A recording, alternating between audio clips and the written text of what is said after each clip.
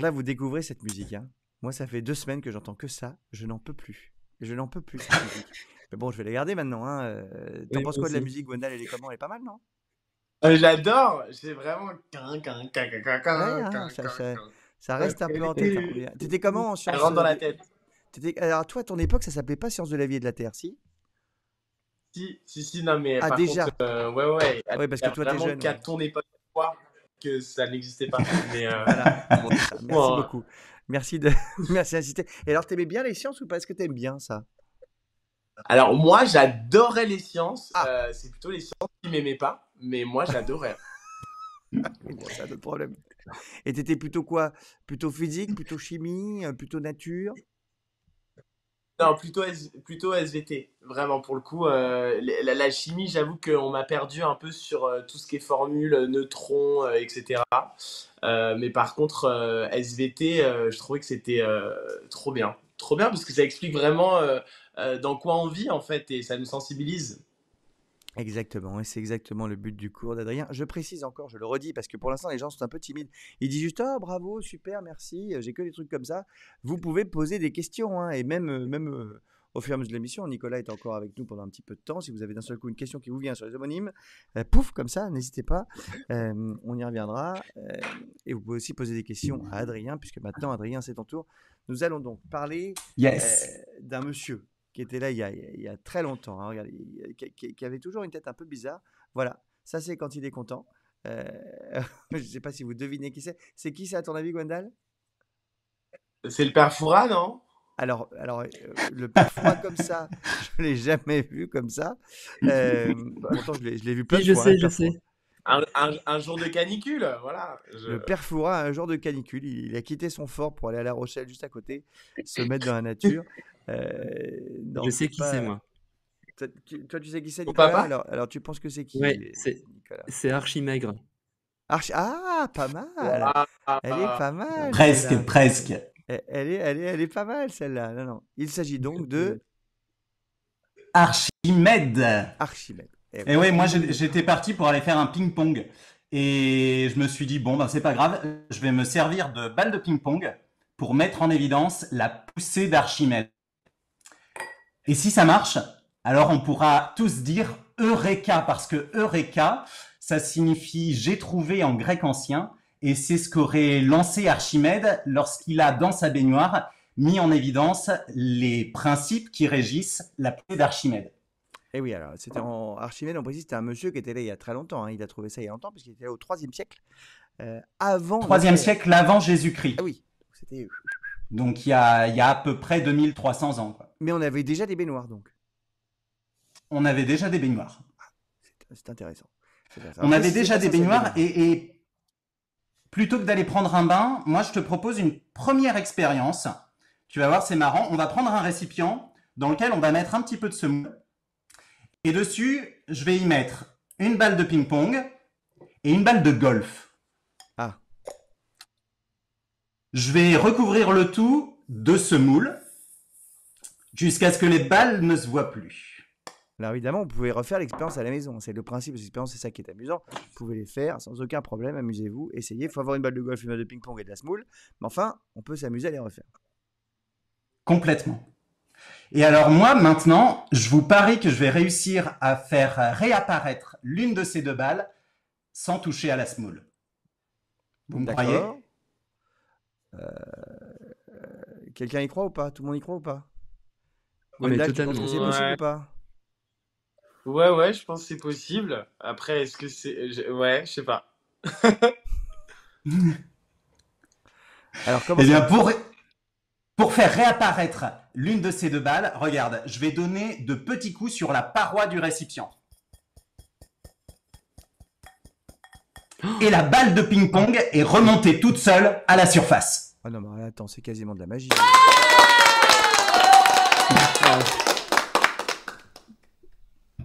La balle de golf, elle est restée davantage en profondeur dans la semoule. Et ça, c'est une application du principe d'Archimède. Regarde, si je mets dans de l'eau une balle de ping-pong et une balle de golf, La balle de ping-pong flotte alors que la balle de golf, elle, coule. Sur chacune de ces deux balles s'exercent deux forces. Leur poids et la poussée d'Archimède. Le poids, c'est une force verticale dirigée vers le bas. La poussée d'Archimède, elle, c'est une force verticale dirigée vers le haut. Elle s'exerce lorsque l'objet est placé dans un fluide, c'est-à-dire un liquide ou un gaz. Pour notre balle de ping-pong, la poussée d'Archimède était supérieure au poids de la balle. Donc la balle est remontée vers la surface.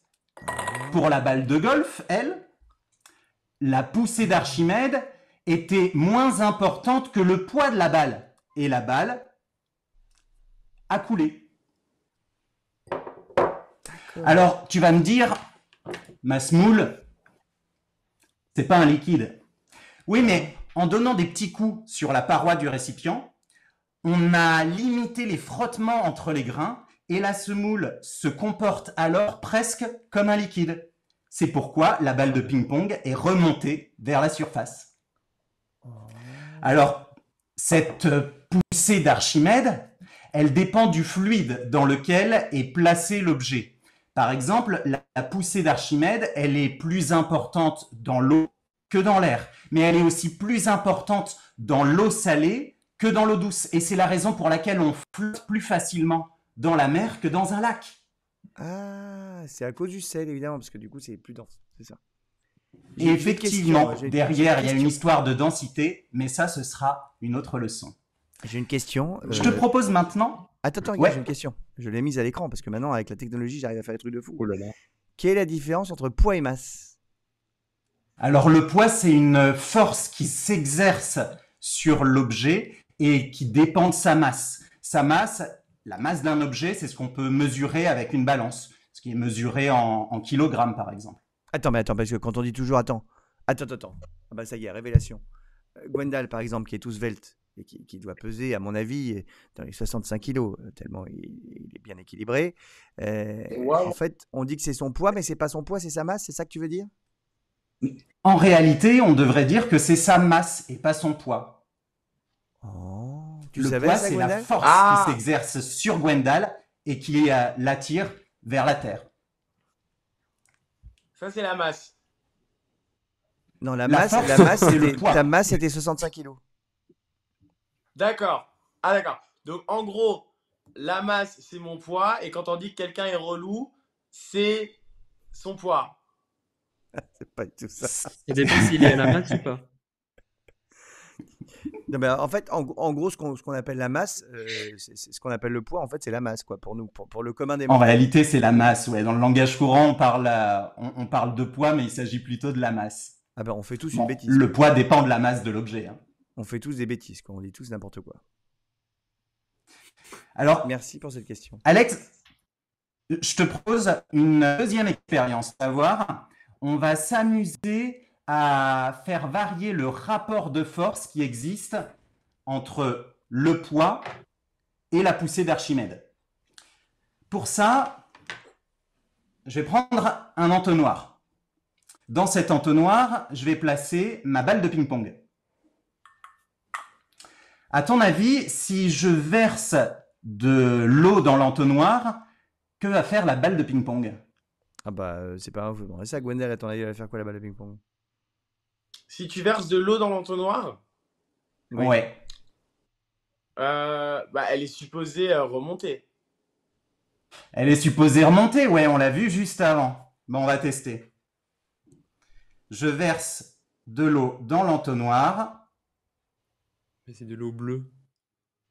Ouais, j'ai rajouté du colorant alimentaire pour mieux que ça se voit. Super. Mais la balle de ping-pong, elle reste dans le fond de l'entonnoir. Maintenant, si je bouche la sortie de l'entonnoir, Gwendal, à ton avis, qu'est-ce qui va se passer? Ah bah là, un feu d'artifice. Un feu d'artifice? Je teste. Je bouche la sortie de l'entonnoir Oh! et la balle de ping-pong est remontée. l'entonnoir maintenant se vide. Que je la Ah, refasse? c'est l'air. Je sais pas si vous avez bien vu. Attends, mais si, ça a été immédiat. Ça a fait. Ça a été hyper rapide. Donc là, la balle, elle reste dans le fond de l'entonnoir. Je bouche la sortie et la balle remonte vers la surface. Alors derrière cette expérience amusante, il y a le principe d'Archimède. Lorsque la balle était dans le fond de l'entonnoir et que j'ai versé l'eau par-dessus, l'eau ne pouvait pas s'écouler et du coup ne pouvait pas exercer sur la balle la poussée nécessaire par en dessous, permettant à la balle de remonter vers la surface. Oui, parce que Raison du coup, pour elle pouvait pas laquelle se la mettre balle en dessous, elle restait dans le arrêtait pas de fond. couler. Oui, c'est ça. Alors l'eau coulait, mais coulait au goutte à goutte. Il n'y avait pas la colonne d'eau nécessaire à ce niveau-là pour exercer la poussée d'Archimède. Par contre, lorsque j'ai mis mon doigt au niveau de la sortie de l'entonnoir, l'eau a pu s'accumuler dans cette partie-là, dans la partie basse de l'entonnoir, et du coup exercer la poussée nécessaire pour faire remonter la balle. Alors, jouer avec le rapport qui existe entre le poids et la poussée d'Archimède, c'est ce qui permet par exemple de faire s'envoler les montgolfières ou de faire plonger les sous-marins. Par exemple, pour le cas des montgolfières, celles que vous voyez à l'écran, l'air chaud, il pèse moins lourd que l'air froid. Donc quand on fait chauffer l'air dans le ballon, on diminue le poids qui s'exerce sur la montgolfière. Et sous l'effet de la poussée d'Archimède, qui elle n'a pas changé, la montgolfière peut s'envoler. À l'inverse, pour les sous-marins, ils comportent des compartiments qu'on appelle les ballastes et qu'on peut remplir soit d'air, soit d'eau. Lorsqu'on remplit les ballastes d'eau, le poids du sous-marin, lui, cette fois-ci, est augmenté. La poussée d'Archimède, elle, ne change pas. Le sous-marin va donc s'enfoncer. Et les ballasts, on peut changer comme ça, comme on le souhaite. Les gens qui sont dans les sous-marins décident de mettre de l'eau ou de vider, et comme ça, il y a de l'air, etc. C'est ça? Et effectivement, et en fonction de ce qu'il y a dans les ballasts, le sous-marin pourra monter vers la surface, s'enfoncer ou naviguer entre deux eaux. Alors, mais c'est vrai que pour le sous-marin, tu penses, d'accord, tu comprends la poussée Archimède, mais en fait, pour la montgolfière, c'est parce que l'air, c'est un fluide, quoi. C'est comme l'eau, en fait. L'air, c'est un fluide, c'est un gaz, donc c'est un fluide. Et l'air chaud a un poids moins important que l'air froid. Et alors, est-ce que si nous, on fait un régime, ce que j'essaie de faire depuis quand même, je pense, 30 ans maintenant, est-ce qu'on peut du coup s'envoler? Alors, tu pourras pas t'envoler, Alex, je suis désolé. Tu peux quand même essayer de faire le régime, mais t'en as pas besoin, Alex, t'en as pas besoin. Mais non! Si, Mais non. je fais que ça. Attends, mais là, j'ai une super nutritionniste. Mais il a raison, si on boit de l'eau, si on boit trop d'eau, notre ventre, il va pas faire la poussée d'Archimède quand même. Non, cette poussée d'Archimède, elle est exercée par le fluide dans lequel est l'objet. Ok. Donc, si tu bois beaucoup d'eau, tu changes pas la poussée d'Archimède qui s'exerce sur ton corps. Par contre, si tu plonges dans la piscine, là, la poussée d'Archimède qui s'exercera par l'eau de la piscine sera pas la même que celle qui s'exerçait par l'air en dehors de la piscine. D'accord. Okay. Eh bien, merci beaucoup, Adrien. Je n'ai pas beaucoup plus de questions pour toi à part cette question piégeuse sur le poids et la masse qui nous a permis de tous comprendre qu'en fait, on disait n'importe quoi et que c'est notre masse qui est de 65 kilos pour Gwendal, j'imagine, bien sûr. Et sûrement, comment dire, un peu plus pour moi. Eh bien, merci. Et les applaudissements? Ah oui, attends, c'est vrai. Merci.